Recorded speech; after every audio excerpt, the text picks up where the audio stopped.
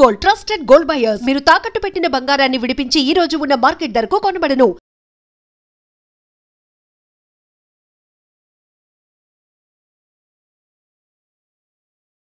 Hello బర్నీ sir. నమస్తే అండి. కానీ బిగ్ బాస్ హౌస్ లోకి వెళ్తే ఫుడ్ ఉండదు, టాస్క్లు, డైట్ ఫుడ్ ఉండదు సార్. ఎలా సార్ అప్పుడు?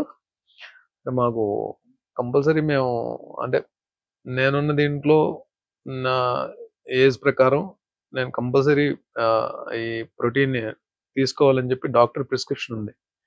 So I have to carry my protein and my supplements. అవి నేను కంపల్సరీ వాడాలి అని చెప్పి డాక్టర్ చెప్తున్నారు. సో అది కొంచెం ఇబ్బంది ఉండదేమో అనుకున్నాను. బట్ స్టిల్ డైట్ వైజ్ డెఫినెట్గా మనం ఇంట్లో తినేవన్నీ మనకు అక్కడ దొరకవు. ఒకటి కావాలంటే ఒకటి కోల్పోవాలి కదండి వెళ్దామని ఫిక్స్ అయిన తర్వాత. But it's a great opportunity to ఇంకా లీన్ అవడానికి ఇంకో మంచి అవకాశం దొరుకుతుందేమో. నిజమే కదా.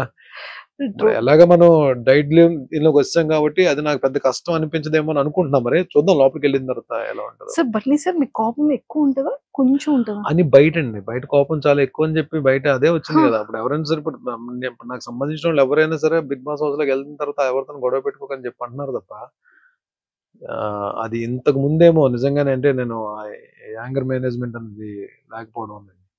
బట్ ఇప్పుడైతే అది లేదు. బట్ అంటే ఏదైనా సరే ఇప్పుడు మనం బయట ఏదైనా జరగచ్చు, బిగ్ బాస్ ఎలా అయినా ట్రిగర్ చేయొచ్చు, కోపాన్ని ఎలాగైనా బయటికి లాగొచ్చు. బిగ్ బాస్ ఒకటే అంటారు లోపలికి వెళ్ళిన తర్వాత, నేను rules I only make the rules, I only break the rules. A rule శాశ్వతంగా ఉండదు అక్కడ, రూల్స్ మారిపోతుంటాయి. అవును. బట్ ఇంకోటి ఏంటంటే మనం ఇలాగే ఉండాలి, బుద్ధుడిలాగా ఉంటాను అనగా ఉండనివ్వరు కదా. అక్కడ ఏం జరుగుతుందో కూడా తెలియదు. బట్ మ్యాక్సిమం నా కోపాన్ని, నా ఎమోషన్స్ ని కంట్రోల్ చేసుకోవడానికి ట్రై చేస్తాను. బట్ మరీ ఎంత కామ్ గా ఉన్నా పిల్లినైనా సరే ఒక రూమ్ లో పెట్టి కొట్టడానికి తెలుస్తుంది ఏదో టైంలో.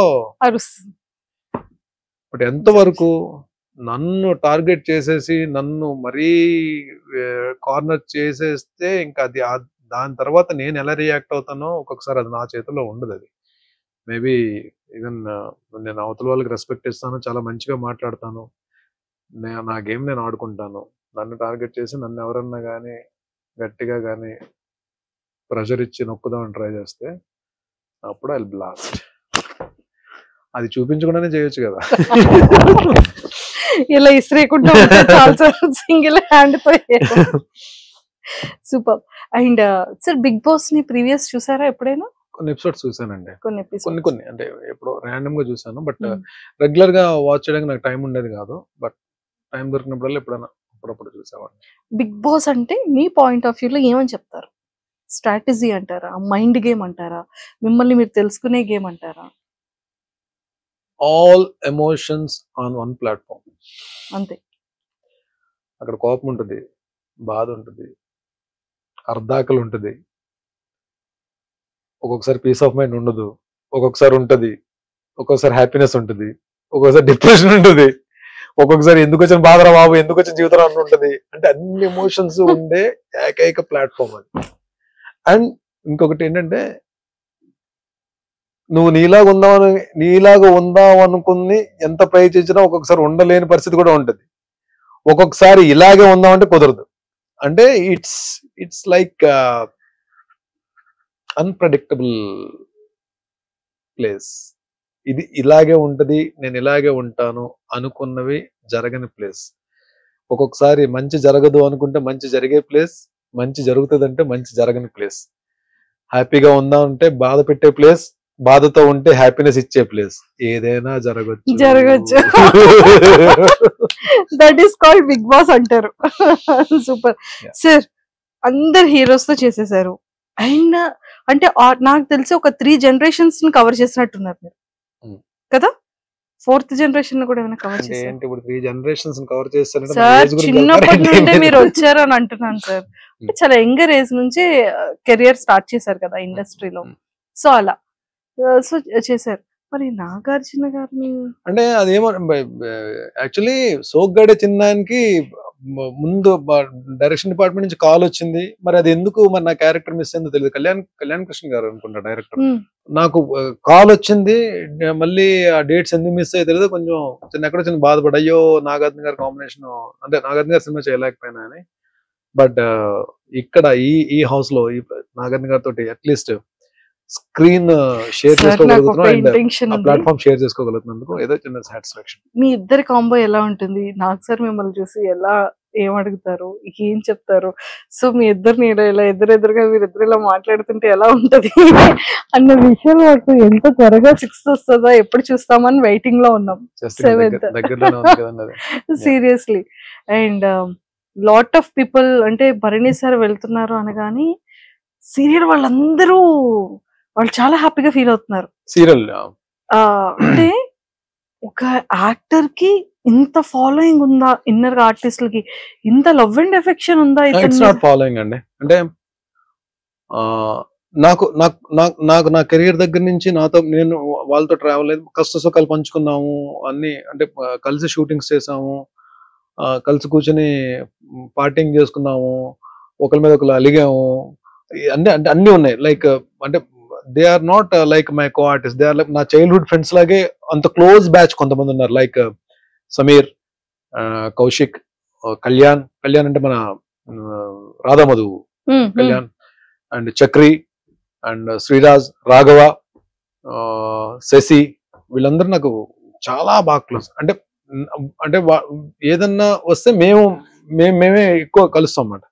బట్ అలా కాకపోయినా ఫిమేల్ ఆర్టిస్ట్ లో కూడా నేను అంటే అందరితో మాక్సిమం హరిత గారితో వర్క్ చేశాను, జ్యోతిరెడ్డి గారితో వర్క్ చేశాను, చాలా మంది బాబీలారితో వర్క్ చేశాను, సుమనశ్రీతో వర్క్ చేశాను, కృష్ణశ్రీ గారితో వర్క్ చేశాను,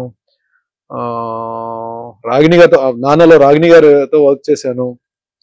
అండ్ మేల్ ఆర్టిస్టులు కూడా చాలా మందితో, సీనియర్ ఆర్టిస్టులతో చాలా మందితో నేను వర్క్ చేస్తున్నాను. సో వీళ్ళందరూ కూడా మేబీ అందరూ ఎక్కడో దగ్గర చిన్న ఎఫెక్షన్ ఉంటుందని చెప్పి నేను తెలియని ఇది ఉంటుందని చెప్పి నేను అనుకున్నా. బట్ నేను కౌశిక్ కి ఈవెన్ తను ఈ ఆర్టిస్ట్ అసోసియేషన్ ప్రెసిడెంట్ గా మనోడు ఎలక్షన్స్ ఉన్నప్పుడు మేము సపోర్ట్ చేస్తాం అందరం అలాగా. బట్ ఈ టైం వచ్చినప్పుడు నేనే అడిగాను కౌశిక్ కాల్ చేసి, కౌశిక్ ఎలాగా నేను బిగ్ బాస్ కి వెళ్తాను, ప్లీజ్ డూ సపోర్ట్ అని చెప్పన్నా. Definitely I will support. నేను మనం ఒకరి గురించి ఒకరు నిలబడతాం కదరా ఎప్పుడు, డెఫినెట్ గా నేను ఉంటాను. నేను ఆర్టిస్టులు అందరికీ నేను రిక్వెస్ట్ చేస్తాను, లోపలికి వెళ్ళు, I will take care about that. వెళ్ళడం అలా వెళ్తారు, వచ్చేటప్పుడు ఇలా పట్టుకొని చూద్దాం. అంటే ఏం లేదంటే it is not about the lifting of the cup or title, it is about the game we play in the house. And మనం అక్కడ ఏం జరుగుతుంది రిజల్ట్ అనేది పక్కన పెడితే I want to give my best. And కానీ చూద్దాం, ఐ డోంట్ వాంట్ రివీల్. నా గేమ్ అన్నది నాకే తెలియదు. ఇప్పుడు వచ్చి నేను లోపలికి వెళ్ళి ఏ గేమ్ ఆడబోతున్నాను కూడా నాకే తెలియదు. చూద్దాం. డెఫినెట్లీ మీరు అనుకున్నదే జరగచ్చేమో. తదాస్తు.